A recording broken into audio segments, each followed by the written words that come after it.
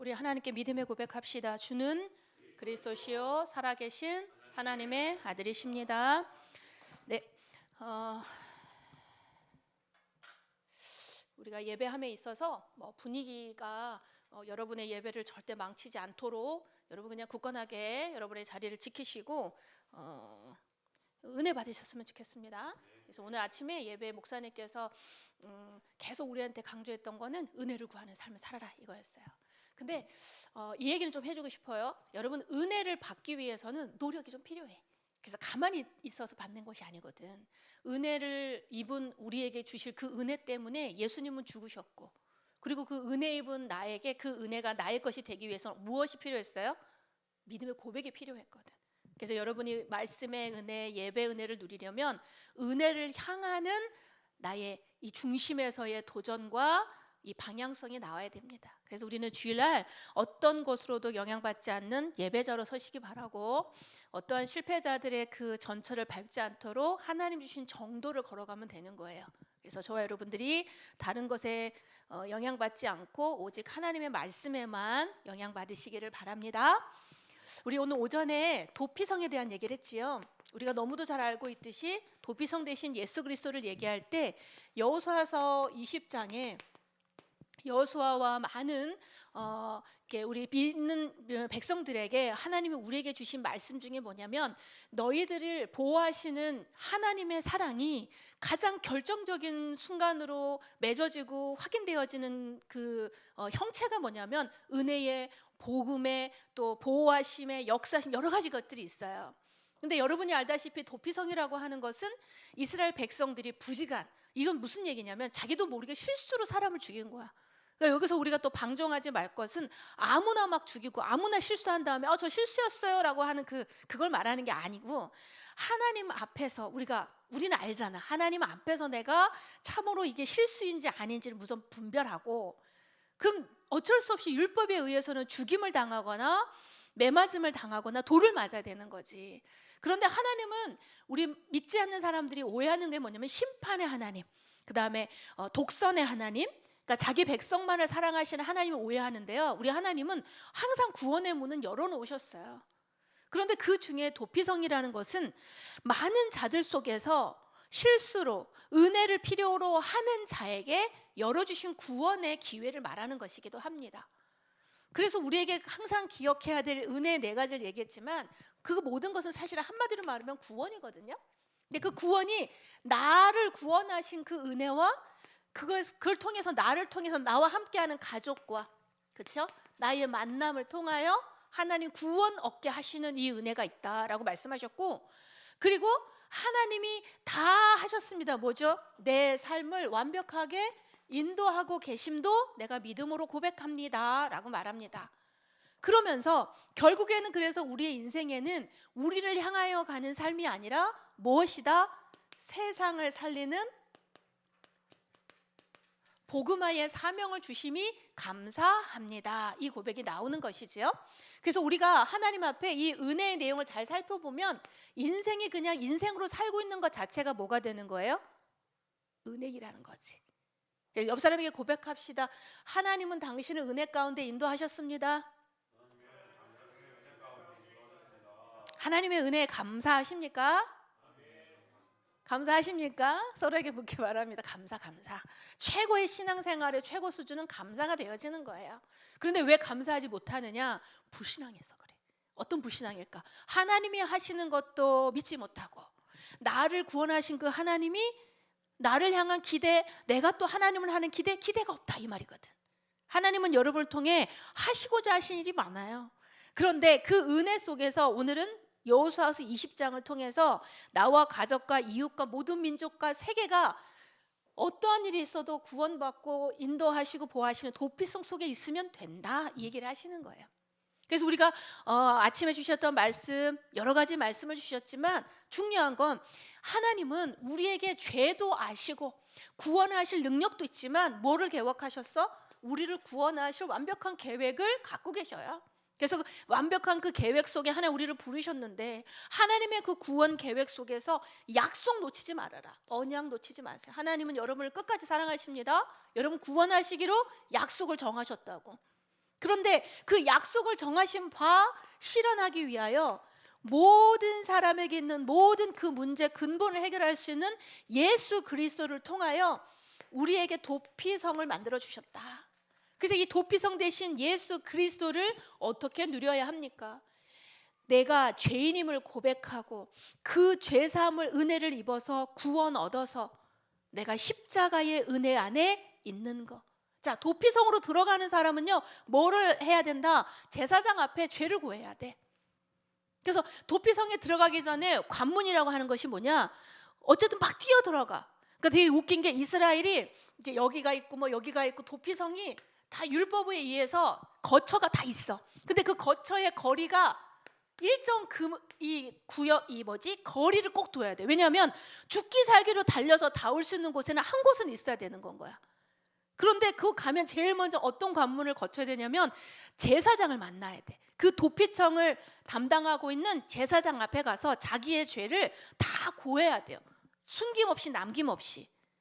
그러면 그 제사장은 그 죄에 대해서 판결을 내리는 게 아니라 뭐예요? 덮어줘요. 그냥. 근데 뭐 아까 말했잖아. 부지불식간에 나도 모르게 실수하여 저지른 살인이나 실수로 인하여 정말 용서받을 수 없는 큰 뭔가를 저질렀어. 그러면 대제사장이 하나님의 그 은혜와 그 규례대로 어떻게 해요? 그 사람을 보호해 줘요. 근데 기한이 있어. 대제사장이 살아있을 때까지만. 그러면 우리가 그 속에서도 하나님의 은혜를 알아야 돼. 구원의 기회는요, 우리의 육신에 머물렀을 때 단 그 기간뿐이야. 그래서 내가 죽음 이후에 뭐 그렇지 않다는 거지. 내가 지금 이런 살아 있는 동안에 내가 구원의 복음의 말씀을 들었다면 지금 이 순간, 그래서 우리가 구원의 기회를 소중히 여겨야 되는 것이죠. 그러면 이 예수 그리스도가 내 인생의 도피처가 되었다면, 보복자로부터 나를 보호하고 하나님이 이 모든 이 죄의 문제를 해결하신 그리스도의 그 은혜로 더 이상 내가 사탄의 종에게 메인바 되어지지 아니하도록 나를 인도하시는 분이 있다는 거야. 성령님이 나를 어떻게 해요? 도피처로 인도하신다. 그래서 그 성령 하나님이 어떻게 역사하십니까? 그 대속의 은혜와 속전이라는 건 뭐예요? 대신 지불하여서 다시는 그에게 죄의 권세가 미치지 않도록 묻지 않는 거예요. 일사부재리의 원칙 뭐 이런 얘기 하잖아. 법정 용어로. 한 번 죄를 물었으면 더 이상 그 죄에 대해서는 더 하는 거 아니야. 여러분의 친구들이나 뭐 이렇게 결혼하신 분들 같은 경우는 이게 해결 봤어. 근데 다음에 또 싸울 때 보면 엄마가 아빠를 똑같이 자기가 예전에 또 그랬잖아 막 말하는 그런 가정들도 있잖아. 그것처럼 하나님 앞에서는 한 번 구원받아서 죄사함 받았다면 끝. 그게 은혜인 것이지. 근데 그것을 내가 자꾸 반복해서 또 죄사함 또 계속 반복하여서 지어도 반복하여서 죄를 사해 주시긴 합니다. 그런데 진정한 회개는 그렇게 계속 반복해서 죄를 지을 수가 없어요. 진정한 회개를 위하여 도피청마다 대제사장의 관리하에 그 사람은 어떻게 보호를 받을 뿐이지. 그렇죠? 그래서 우리가 하나님 앞에서 이 예수 그리스도의 그 은혜 안에 거하시기 바랍니다. 우리가 어디에 있어야 돼? 예수 그리스도 안에. 근데 우리의 힘과 능력과 뭐 우리의 뭐 인품으로 안 돼. 우리는 한계가 있다니까. 그걸 먼저 우리가 하나님 앞에 고백할 수 있어야 돼요. 그게 은혜를 구하고 받는 사람의 제일 중요한 시작입니다. 그러면 그 은혜를 구하는 그 마음이 있어야 하나님이 그 마음에 어떻게 해요? 인도하시는 거예요. 도피처를 향해 열심히 달려갔어. 근데 딱 정문에 섰는데 내가 살을 수 있을까? 보호받을 수 있을까? 이 의심하면 들어와야지 되는 거거든. 끌어들일 수는 없는 거야. 우리가 구원이 그렇죠. 하나님이 여러분을 사랑하시면 여러분을 여러분의 인격과 환경과 시간표를 무시하고 하나님 확 정권적으로 했으면 좋겠죠. 근데 하나님은 한 번도 그렇게 역사하시지 않아요. 내가 하나님의 은혜 속에 바라는 바 소망 중에 하나님을 희망하는 거야. 그래서 우리가 영접을 초청한다 이렇게 우리가 표현하잖아요. 그 말처럼 하나님의 은혜가 필요합니다. 저의 죄를 다 용서하실 수 있는 하나님께 구합니다. 우리가 다가가는 것이죠. 그래서 너의 마음의 문을 열고 예수님을 나의 구주로 영접하잖아요. 그럼 우리 마음에 뭐가 있어야 될까? 도피처이신 예수 그리스도를 대망하는, 희망하는 마음의 원함이 먼저 있어야 돼요. 그게 뭐예요? 은혜의식. 하나님의 은혜 속에 내가 있어야 되는구나. 왜? 예수님만 나에게 참 평안 되시는구나. 예수님만 나의 완전한 보호를 받을 수 있구나. 내가 청년의 때에 예배 놓치면 안 되는구나. 그게 있어야 예배를 하지. 예배 왜 안 돼요? 예배 왜 늦어요? 왜 예배를 업신여겨요? 난 이거 몰라. 그래서 그러는 거야. 난 하나님 없어도 괜찮아요. 청년의 때 그냥 막 살래요. 오늘 또 결혼에 대한 얘기하니까 또 불신자 연애하지 말라는 얘기 하겠구만. 그런 겁니까? 진짜 성경은요 너무너무 객관적이야. 비객관적이고 비상식적인 게 우리지.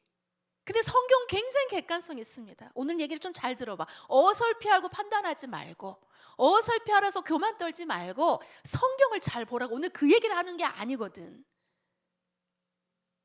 예배 놓쳤는데 성공하고 싶어? 웃기지 마세요. 예배 놓친 사람 성공자 한 명도 없어.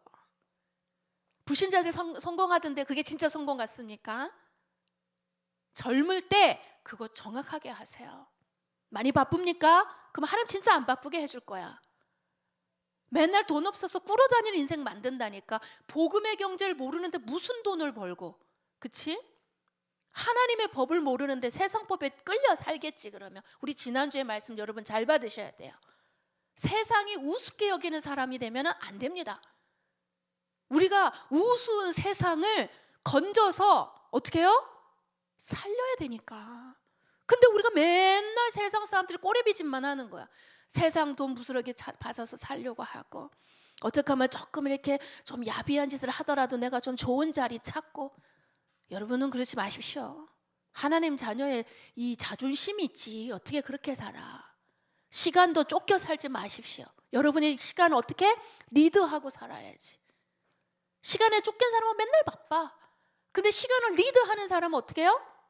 베풀 수가 있는 여유가 나오거든. 그런 사들 여러분 되시기 바랍니다. 그러니까 여러분 엘리트 의식을 좀 갖고 살죠. 우월 의식이 또 좋아. 복음 안에서 우월하되 겸손함을 지니면 돼. 근데 생각이 이미 어떻게 해요? 평균 이하의 생각을 자꾸 하니까 우리의 삶이 그렇게 머무는 거야. 내가 아마 지금 현실은 돈이 없고 등록금이 없고 한 달 수입이 꼴랑 100만 원이라 갖고 100만 원짜리 인생을 사는 것 같아. 아닙니다.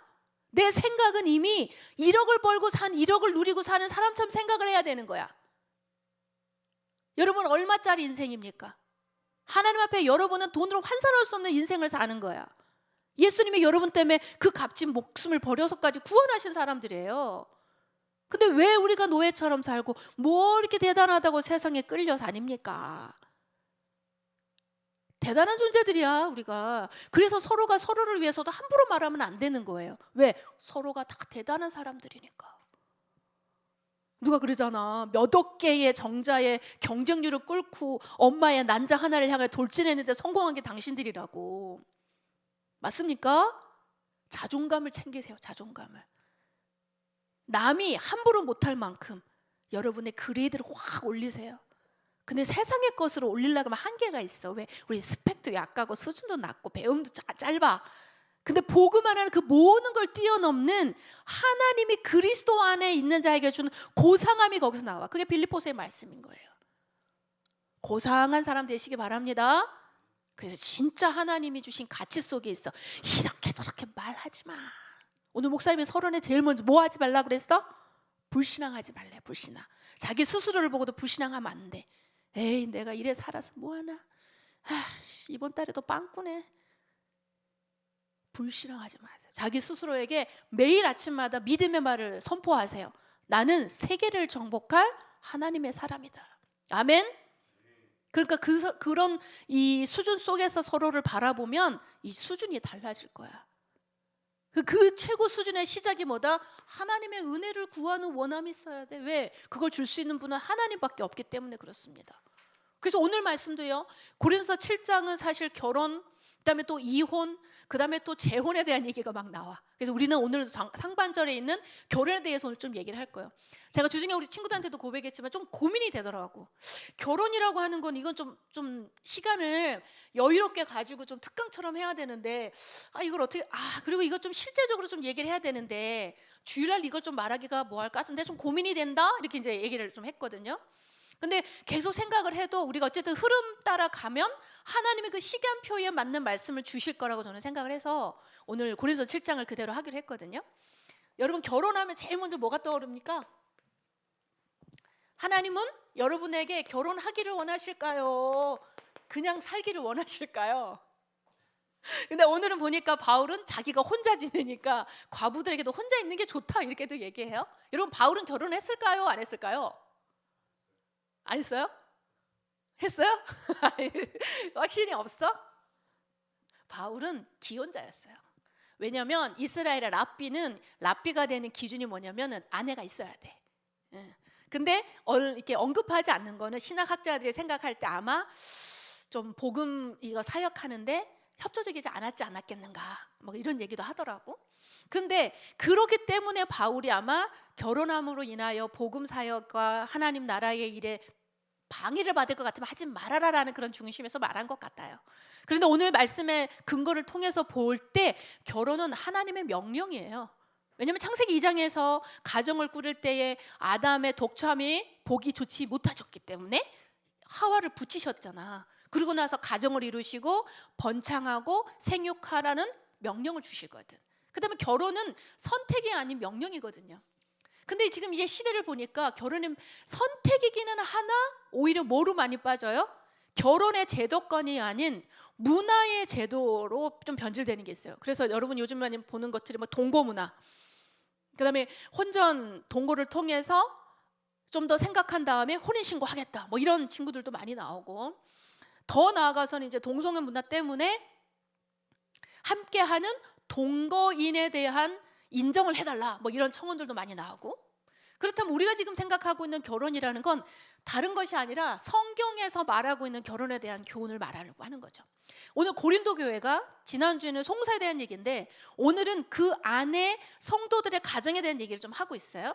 근데 오늘 좀 제 성경을 여러분 좀 잘 보아야 될 게 뭐냐면, 너희가 쓴 문제에 대하여 말하면 남자가 여자를 가까이 아니함이 좋다, 이렇게 나왔어. 그럼 여기서 뭘 말하는 걸까? 금욕을 말하는 거야? 야, 남자 여자 같이 앉지도 말고 만지지도 말고, 막 이런 뜻일까? 이건 바울의 의견이 아니에요. 헬라어는 그 인용구가 없어. 그러니까 누가 그렇게 했는데 뭐래, 이렇게 표현하는 단어가 없다고. 그래서 사람들이 이게 바울이 말한 걸로 아는데 바울이 말한 게 아니고, 너희들이 나한테 물어왔는데 너희들이 그러더라 라고 이제 얘기를 하는 거예요. 그러니까 사람들이 1절 여자를 가까이 하지 말라 그러던데 그것이 옳은 것이냐? 라는 얘기를 하는 거예요. 고린도 교회에 일부 잘못된 누가 있었냐면 금욕주의자들. 금욕주의자가 뭐를 말하는 걸까요? 6장 15절인가요? 거기에 보니까 영과 육을 분리하여서 육은 다 무익하고 세속적이고 더러운 것이니까 영만 존귀한다, 이걸 말하는 거예요. 그래서 육신은 철저하게 금욕해야 된다, 뭐 이런 사람들을 말하라는 거죠. 왜 이 얘기가 나왔냐면 고린도서 6장 12절에 보니까 육체가 요구하는 대로 흘러가게 두면 너희가 방종하게 된다? 쾌락만 쫓아다니면 너희들 쾌락주의자가 된다? 그런 이제 경계에서 나온 게 금욕주의거든. 그런데 2절에서 음행을 피하기 위하여 여자가 남편과 아내를 두어라 라고 오히려 권면하고 있어요. 그러면서 사도 바울이 나중에 이건 명령이 아니다 라고 말하는 것처럼 우리에게도 명령이 아닌 하나님이 여러분에게 주신 사명과 하나님 주신 권면으로 마무리하면 돼. 근데 결혼이 성적인 타락을 피하기 위해서만 필요한 것일까요? 여기 권면은 그렇잖아. 너희가 정욕이 불릴 듯 일어나면 그래 결혼해라, 이렇게도 얘기하거든. 그렇지는 않습니다. 진정한 결혼의 의미를 모르기 때문에 그렇게 얘기하는 거예요. 근데 음욕 자체가 나쁘거나 남자가 여자가 같이 하여서 서로에 대한 연애 감정이나 어떤 결혼에서 중요한 부부관계를 죄악시 여기는 건 아니에요. 그리고 나중에 좀 여러분이 기회가 되면 좀 행복하고 건강한 성생활에 대한 그런 포럼도 좀 하면 좋겠는데요. 아름다운 교제고요. 하나님이 부부만이 누릴 수 있는 최고의 기쁨이고 보람이고 성취가 또 부부관계이거든요. 근데 그 부부관계는 결혼이라고 하는 안전한 제도 안에서 이루어졌을 때 아름다운 것이에요. 그런데 그 결혼이라는 제도가 아닌 곳에서 이루어지는 그런 관계는 뭐를 낳아요? 죄의식을 갖게 되고, 그렇죠? 사람의 낯을 피우대잖아요. 내 왜 모텔을 찾아 들어가냐? 떳떳해서 다니는 건 아니거든. 근데 결혼한 다음에는 어떻게 해요? 떳떳하게 부부가 한 방에 같이 들어가는 건 누가 뭐라고 안 하는 거? 오히려 각방 쓰는 걸 뭐라 그러는 거야? 하나님은 그걸 얘기를 하는 거예요. 그래서 우리가 오늘 하나님께서는 그렇다면 결혼을 무엇이라고 말씀하시는가 우리가 조금 배워봅시다. 에베소서 5장 22절에서 25절에 보면 하나님 나라를 세우기 위한 사명의 공동체야. 그러니까 하나님 교회를 세워가시듯이. 그래서 이 결혼이라는 걸 신앙의 깊이와 영적인 성숙함을 함께 이루어가는 게 가정이라고 말씀하고 계시거든요. 그래서 결혼을 통해서 그리스도와 교회의 관계를 이해할 수 있어요. 자, 그래서 에베소서 5장에 보면은 교회를 사랑함이 어떻게 해요? 남편이 아내를 사랑하듯, 아내가 남편을 섬기듯, 머리로 인정하고 가꾸듯, 교회가 그리스도께서 어떻게 하셨는지 따라서 그렇게 서로를 사랑하고 세우는 동행의 기쁨이요 연합의 비밀이거든. 그래서 아무리 사랑한다고 그래서 결혼한다고 그래서 합일이 아니라 그 안에 하나님의 영적인 함께함의 기쁨이 있어야지 가정이라는 거지. 그것이 결혼이라는 거지요. 근데 우리가 생각할 때, 결혼을 생각할 때 뭐를 가장 먼저 떠오르냐? 너 나를 위해서 죽을 수 있어? 야, 너 연봉 얼마 벌어? 너 얼굴 정말 예쁜데? 신체 사이즈 좋은데? 나는 뚱뚱한 사람하고는 못 살아? 영적인 기준은 하나도 없어. 야, 육적인 거야. 그렇다 해서 뭐 못생긴 사람도 다 용납할 그런 얘기가 아니라, 하나님이 세우신 결혼의 제도를 정확하게 이해하면 그 상대방이 무슨 이 가정의 구성원으로서 보는 눈이 열린다는 거야. 이해됩니까? 그래서 이 사람과 나와의 하나님과의 뭐를 보게 돼? 언약 놓치고 결혼해서는 절대 안 되는 거야. 그래서 불신자가 왜 여러분의 결혼에 우려를 낳는 거예요? 부모님들이 언약이 통하지 않기 때문에. 그렇죠? 이건 단순히 구원을 얻는다, 구원 얻지 않는 사람과 동상이몽 그런 차원이 아니라 여러분을 통하여 이루실 하나님의 나라의 손해가 되기 때문에 그러는 거야. 맞습니까? 여기서 혹시 특별히 뭐 결혼을 기피하거나 나는 끝까지 미혼으로 살겠습니다 하는 사람은 없지요? 문호야, 그래? 너 결혼할 거지? 그래, 해야 해. 근데 있잖아, 이걸 잘 준비하면서 아까 이제 나중에 나오겠지만 연애할 때부터 그런 좀 그림을 가지고 사람을 만나면 나중에 나이가 들어가면서 정년기가 되면 분별할 수 있게 돼요. 그러면 이 분별력이 있어야 아무나 만나지 않고 떠밀려서 가지 않고, 그렇잖아. 다 하는데 친구들 중에 다 가는 나만 남았는데 나도 해야 되나? 그게 아니라 하나님이 하시게 하는 그때를 분별할 수 있다는 거죠. 근데 오늘 보니까 음행에 대한 얘기를 하고 막 그러는데요, 단순히 결혼을 그런 의미로서만 보지는 말란 얘기지. 하나님의 형상을 가진 존재로서 인간이 하나님의 사랑을 직접적으로 체험할 수 있는 게 결혼이라는 거예요. 그래서 요한복음 13장 34절에 보니까 새 계명을 주노니 뭐하라 그래? 서로 사랑하라. 내가 너희를 사랑한 것 같이 너희도 서로 사랑하라. 솔로몬의 아가를 통해서도 말씀하셔. 나의 사랑, 나의 어여쁜 자야, 이러면서 함께 가자. 하나님의 은혜 안에서 누려지는 행복과 만족감과 하나됨으로서 느낄 수 있는 친밀감이 결혼제도를 통해서 오는 거예요. 그런데 이것은 선택이 아닌 왜 명령이라고 말해요? 창세기 1장 27절과 28절에 하나님의 형상대로 지음받은 인간에게 하나님이 주신 자녀의 복이 하나님 명령이기 때문에 그래요. 생육하고 번성하고 땅에 충만하라. 뭐야? 정복자로 살아라 이 말이지. 그럼 또 뭐 우리 친구들 중에서 뭐 목사님 보면서 알겠지만, 그러면 자녀가 없는 사람은 그러면 저주를 받은 사람인가요? 그렇지는 않아요. 율법주의로 율법에 매여 있었던 이스라엘은 예전에 아이를 낳지 못한 여자에게는 굉장히 큰 수치를 주었다고 하지만 지금 복음 시대 예수님께서는 그 모든 것이 죄가 아니라 긍휼을 구하는 자로 하나님 오히려 우리를 사랑하시죠. 그래서 오히려 목사님 같은 사람은 아이가 없어. 그래서 여러분 같은 아이들이 있는 거예요. 목사님 다 여러분을 가르치고 양육하고 기르고 있는 것이죠. 여러분 주위에도 마찬가지예요. 그래서 꼭 자녀를 위하여 결혼해야 되는 것도 아닌 것이죠. 하나님의 언약 안에서. 그러나 성경에서 나온 이 관계를 우리는 뭐로 봐야 되냐면 법적인 계약 관계. 자, 계약 관계는요, 맺을 때에 뭐가 있어야 돼요? 서로가 서로의 니즈가 필요하기도 해. 그치? 뭐가 필요한지. 그런데 그보다 더 큰 게 뭐냐면 법적인 효력이 있는 계약이어야 된다라는 거지. 그래서 여러분 결혼식에서 선서하는 게 우습게 여기면 안 돼. 그건 하나님 앞에서도 하는 것이고 사람들 앞에서도 선언하는 거예요. 내가 이 남자를 사랑함으로 섬기겠습니다.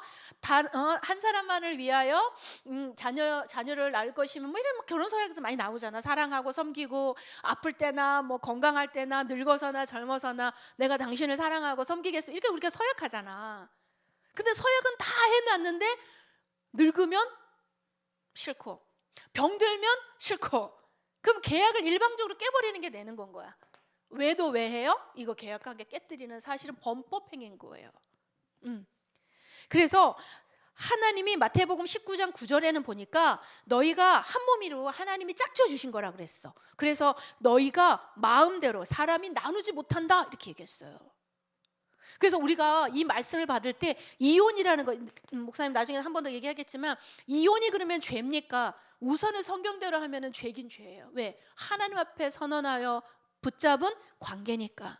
그런데 복음 안에서 봤을 때 정말 하나님이 주신 새로운 시간표가 또 임해야 될 때도 있어. 그럼 어쩔 수 없는 거야. 또 사랑해서 결혼했는데 사별을 겪을 수도 있고, 그치? 그럴 때 또 재혼도 할 수 있어. 자, 우리는 복음 안에 무엇이든지 다 가합니다. 괜찮아. 그런데 뭐가 중요해? 기준이 중요하다 이 말이야. 내가 왜 결혼하는지, 내가 왜 이혼하는지. 교회 안에서도 10쌍이 결혼하면 요즘에 뭐 4-5쌍 이상이 이혼을 한대요. 그럼 그 사람들이 다 죄인이겠냐? 마음에 죄인이 가지고 있는 무거운 짐은 있겠지. 그렇지만 그건 누가 함부로 어떻게 해요? 정죄할 수는 없어. 오히려 더 큰 상처를 가지고 있어서 우리가 그들을 어떻게 해요? 하나님의 사랑으로 섬겨야겠지. 그렇지만 청년들이요, 결혼을 앞두고 있다면 여러분의 인생에 이혼은 없어. 믿음으로 고백하세요. 아멘. 진짜 살인범이 아닌 이상, 여러분은 주기를 들지 않은 이상은 이혼보다는 하나님께 무릎 꿇고 기도해봐. 무슨 이유가 있는지 물어보라 이 말이야. 목사님이 저번에 한번 얘기해 준 것 같은데, 우리 남편하고 결혼하기 직전에 그거 찍잖아. 그 뭐라 그러지? 사진 찍는 거. 결혼식 하기 전에 왜 있잖아. 웨딩 촬영 했는데 이게 진짜 귀신이 들렸는지 우리 남편이 온갖 불평 불만에, 지금 여러분 알 만큼 알죠? 그 불평 불만을 그 날짜 거짓말하고 100배를 하더라고.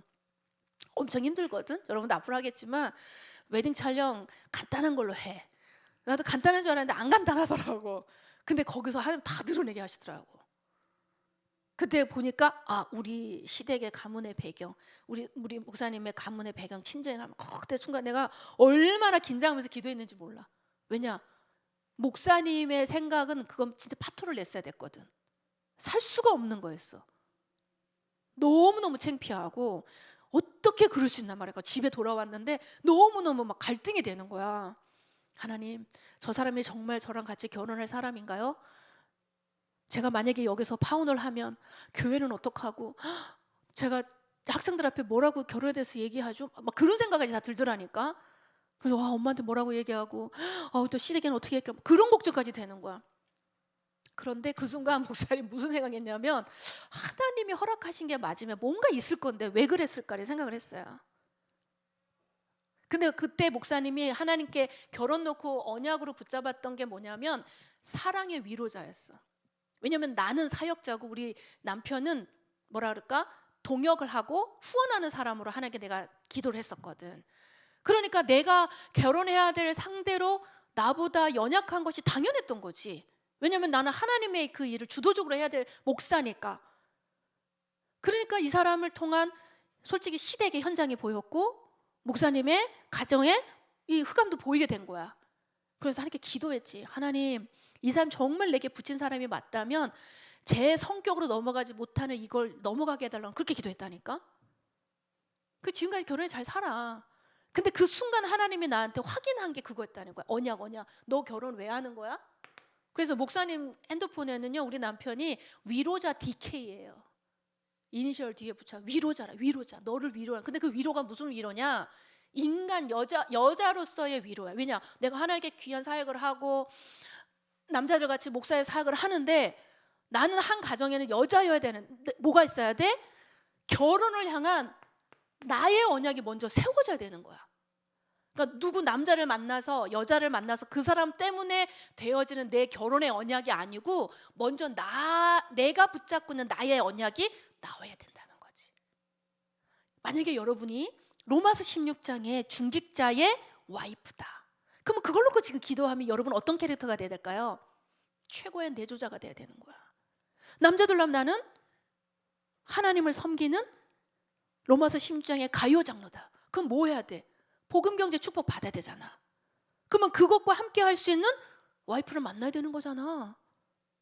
무슨 말인지 이해되세요? 그래서 결혼은요, 내가 준비되는 만큼 문을 여시고 보게끔 하시는 거야. 근데 그 기준이 어디에서 처음엔 나와야 돼? 법적인 계약 관계라고 하는 하나님이 원하시는 결혼에 대해서 그림을 먼저 그려보세요. 아, 나 결혼하면 어떤 가정을 이룰까? 하나님이 기뻐하는 가정엔 어떤 그림을 그릴까? 우리 한일이랑 잠깐 결혼에 대해서 포럼을 하는데 그런 얘기를 하더라고. 자기가 아이를 너무 귀엽고 예쁘게 낳아서 와이프와 함께 그 아이와 함께 예배드리는 그 모습이 자기 너무 이게 로망이 되는 거예요. 그게 결혼에 대한 뭐예요? 이미지야. 그러면 그 이미지 속에서 사람을 만나게 되는 거겠지요. 근데 만약 그게 안 된다.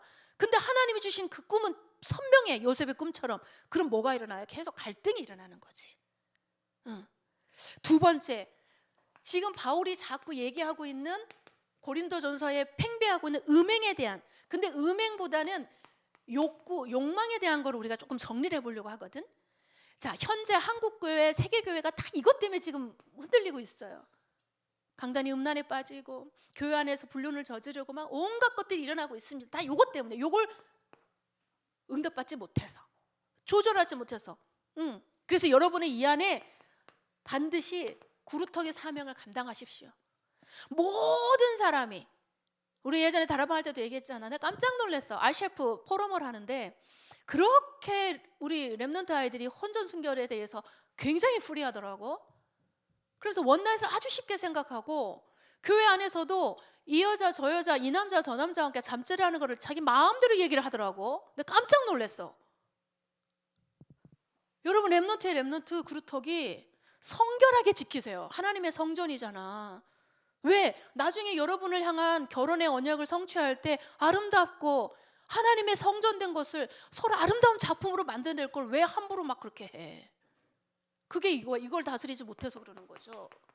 욕망.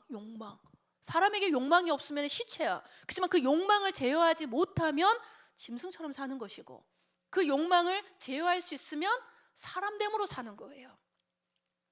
사회적인 분위기가 그렇다네. 디모데후서 3장에 보면 어떤 시대? 말세 시대에는 다 자기를 위해서 살거든. 창세기 6장에 물질 따라, 눈에 보이는 것 따라, 음란의 욕구를 그대로 네 마음대로 해.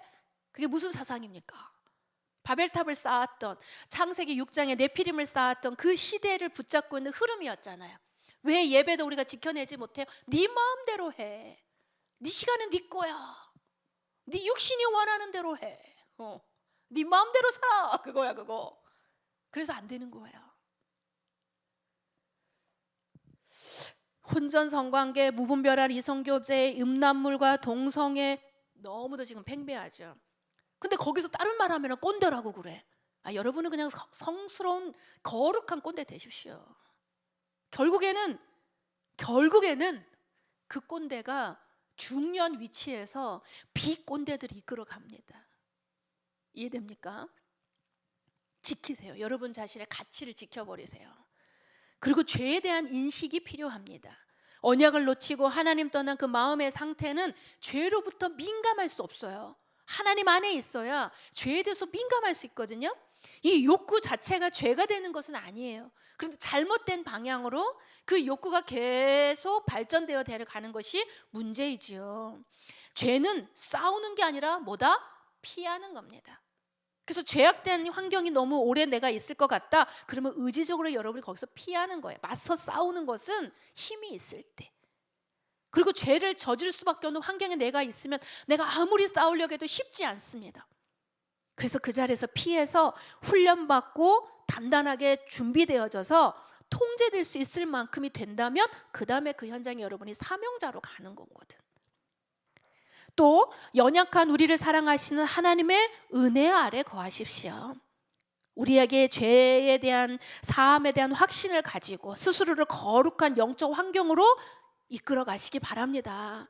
여러분의 환경이 정말 죄와 가깝다면 육체의 욕망을 거스르는 절제함이 어색하죠. 당연해.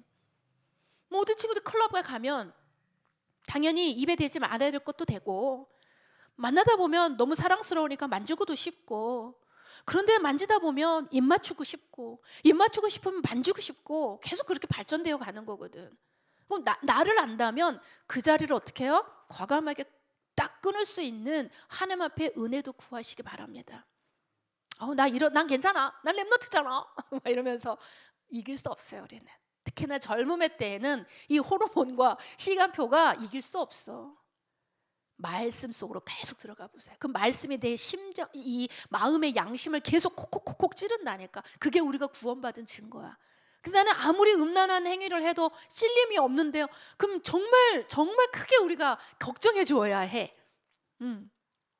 마음에 찔림이 있는 것은 감사한 것이에요. 거룩한 욕망으로 사로잡히시기 바랍니다. 그래서 우리가 하나님의 은혜 안에 거할 때 여러분의 가정을 딱 보면서도 영적으로 포럼이 되어지는 가정이 되어야 돼. 그래서 말이 통하는 가정이 제일 행복한 가정이에요. 엄마와 아빠가, 자녀와 부모가 영적인 대화가 되어져야 되는 것이죠. 그러려면 어떻게 돼요? 가장 중요한 가정의 시작인 결혼할 때 영적 대화가 되어지는 만남이 그래서 중요한 겁니다. 빛 대신 그리스도의 복음 증거를 위한 사명자의 가정이 여러분의 가정이거든요. 그래서 사실은 중요한 건 오늘 결론이에요. 그럼 도대체 우리에게 어떻게 하라는 것인가? 거룩한 다음 세대는 어떻게 결혼을 준비할까요? 영적으로는 제가 지금 것처럼 얘기한 것처럼, 육신적으로 당장에 우리가 대상자를 만날 텐데 아까 말한 것처럼 대상자보다 나를 먼저 발견하라는 거야. 나. 한번 뭐 대답은 안 해도 되니까 여러분 스스로에게 한번 생각을 해보세요. 나 진짜 영적인 사람과, 그렇지? 영적인데 돈도 없고 능력도 없고, 정말 그래. 겉으로 보기에. 근데 두 번째는 영적이지 않아. 교회도 잘 안 다녀. 근데 돈도 많고 잘생기고 막 이래. 나한테 뭐 대답할 필요는 없어요? 마음속에 한번 여러분 생각을 해보라고. 남자들 같은 경우는 영적이진 않는데 막 쭉쭉 빵빵이야. 나 누구를 만날까? 누구랑 결혼할까? 우리 문호 고민하는데 하나님이 여러분에게 붙일 사람이 누구인지는 나로부터 시작되는 거야. 내가 하나님의 축복과 은혜와 그 이미지가 먼저 나와야 된다라는 거지. 그래서 미래의 가정을 미션홈이라고 생각하면서 그림을 그려보세요. 그러면 그 그림 속에 있는 나와 나의 배우자가 그림이 그려지겠지요. 그리고 또 하나, 특히나 우리 여자들 중에서 이건 조금 구체적인 얘기인데요. 내가 우리 가정에서 본 부부의 상이 있어. 이미지가 있단 말이야. 그러면 그것 속에서 나는 우리 아빠와 같은 사람은 절대 만나지 않을 거야. 근데 이상하지, 만나면 그 아빠 똑같은 사람 만난다? 남자들은 또 우리 엄마 나를 버리고 도망갔어. 난 여자를 혐오해. 근데 만났는데 마누라가 도망을 가. 그걸 보고 우리는 뭐라 그러냐? 영적 배경이라고 말합니다. 그래서 결혼할 때는요, 상대방의 가정의 배경을 미리 알고 해야 돼. 막 하기 때문에 안 해! 이게 아니라 알고 하라는 거야. 내가 우리 남편을 보면서 시댁의 가문의 배경, 그리고 우리 친정의 가문의 배경을 진짜 이해할 수 있었다고 말했던 것처럼 단순히 그 사람 하나만을 보고 결혼하는 것이 우리는 아니라는 거지. 영적인 게 있어요. 그래서 그 영적인 배경을 이해하고, 우리 엄마 아빠가 결혼해서 저런 모습 참 내가 봐도 너무 좋아. 그럼 나도 그런 걸 따라가거든. 그런 사람을 찾게 돼. 그래야지 안정적이고 편안하고 순적하게 결혼이 진행이 됩니다. 그렇지 않으면 결혼 준비하면서 엄청 많은 커플들이 깨지거든요. 그런 이미지가 서로 닿지 않기 때문에 그런 거예요. 특히나 또 이런 상처 속에서 보게 되면 그래요. 나는 어렸을 때 너무 돈이 없게 살았어. 너무 불쌍했거든. 그래서 나는 어떤 조건보다도 돈이 제일 많은 사람 만날 거야. 그래서 돈은 많은데 맨날 나를 때려. 어떻게 할 거야? 이 실제적인 얘기를 하는 거야. 목사님 친구가 목사님보다 한 10년 정도 일찍 결혼했거든. 그러면 되게 일찍 결혼을 뭐 그래도 30대 초반이겠네. 근데 결혼했는 남자가 진짜 없는 것 없이 다 있는 남자. 그래서 우리 나이대 아이들 중에서 최고의 혼수와 최고의 예물을 받고 막 그렇게 갔어. 근데 어느 날 그 친구 한 2, 3년을 살았나? 오랜만에 모임때도 잘 안 나왔는데 알고 봤더니 그 있죠. 그 알코올 중독에 막 폭력에 이미 뭐 신혼여행 때부터 시작이 됐었다고 하더라고. 근데 그런 거 있잖아. 막 때리고 나서 명품백 하나 사주고 막 신나게 구박해놓고 나서 데리고 가서 백화점 쇼핑 시켜주고 막 그렇게 살고 있더라고. 여러분 친구 중에서도 있어요. 나는 걔가 그렇게 살지 몰랐거든. 청년에서 그렇게 훈련을 잘 받고 그렇게 너무 귀한 청년인데 결혼 하나 그렇게 해가지고 그렇게 살더라고. 물론 하나님의 숨은 계획이 있지요. 그렇지만 너무 아깝잖아. 그 연단의 그 시간표가 너무 힘들잖아. 왜 우리가 그걸 알면서 일부러 갈 필요는 없지. 상처 조심하세요. 내 안에 상처가 기준되지 않도록 하나님의 기준을, 결혼의 언약을 여러분 먼저 지금 여러분이 이따가 포럼할 때도 서로 한번 나눠보세요. 나는 하나님 안에서 나의 결혼은 어떠한 하나님의 은혜를 언약으로 준비할까? 그럼 우리 가정은 어떤 미션을? 그러면 나의 후대는 어떻게? 썸에서 세워질 후대를 나는 어떻게 양육할까? 이런 거 기획을 해보는 거야. 인생의 캠프지게. 두 번째, 돕는 베풀로서 배우자를 생각하고 오늘의 나를 준비하래. 여러분이 공주처럼 왕비처럼 살고 싶으면 누구를 만나야 되는 거야? 왕과 왕을 만나야 되잖아. 근데 나는 평민인데 왕족과 결혼할 수는 없는 거예요. 이해됩니까? 그래서 내가 신분 상승의 목적으로 결혼이 되어서는 안 된다는 얘기를 해주고 싶어. 같이 잘할 수 있는 사람 만나는 게 가장 좋아요. 불신자 결혼은 선교적 헌신이 필요하다. 쉽게 생각하지 말아라. 목숨 건 선교다. 목사님 이렇게 얘기해주고 싶어요. 여러분 물론 가능해요. 여러분 통해서 복음 받아들일 사람이 여러분과 함께 지금 붙여줄 수도 있어. 근데 여러분은 알 거예요. 이상하다. 복음은 안 받는데 나머지를 너무 잘 맞아. 기도하라고요. 진짜로 하나님 앞에. 내가 누구냐면 그 결론이 나와야 결단도 할 수 있고 하나님 인도하십니다. 최근에 그런 믿음의 고백도 제가 들으면서 언약의 훈련이 어릴 때부터 그래도 들어가서 저런 결단이 가능하구나 이런 생각도 들었거든요. 그래서 하나님께 힘을 구하시고 하나님 앞에 기준을 분명히 하십시오. 불신자 결혼까지 생각을 한다면 나는 죽어도 좋다라는 생각까지 하고 도전하는 거예요. 아까 말했죠. 배경 무시할 수 없거든.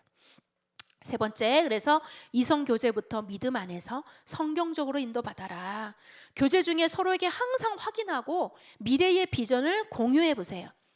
그런 거 있죠. 나를 육체적인 대상으로만 생각해서 만나는 아이들이 있어.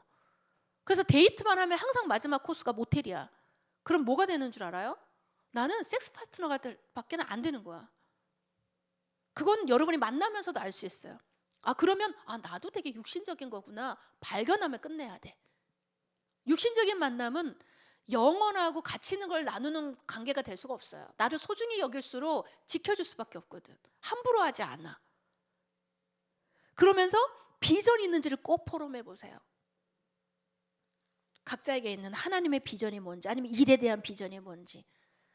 난 뭐 나이 들어서 자연인처럼 산에 들어가서 굴 파고 살 거야. 그런 생각을 가진 20대에 그런 사람을 만났다. 굉장히 위험하지 않겠어? 맨날 산속을 갈 생각만 할 텐데. 그렇죠?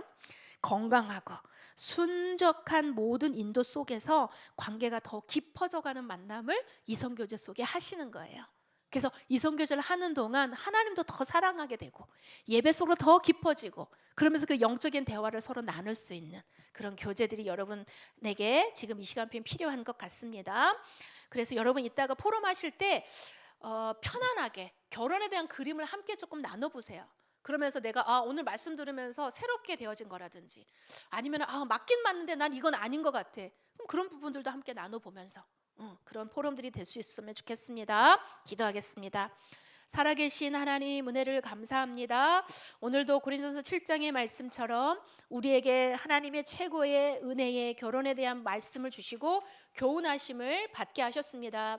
하나님, 우리가 젊을 때에 하나님이 기뻐하는 생육하고 번성하며 정복자의 축복을 누릴 하나님 앞에서의 귀한 만남을 두고 우리가 기도부터 시작할 수 있도록 하나님 역사하여 주옵소서. 살아계신 예수 그리스도 이름으로 기도합니다. 아멘.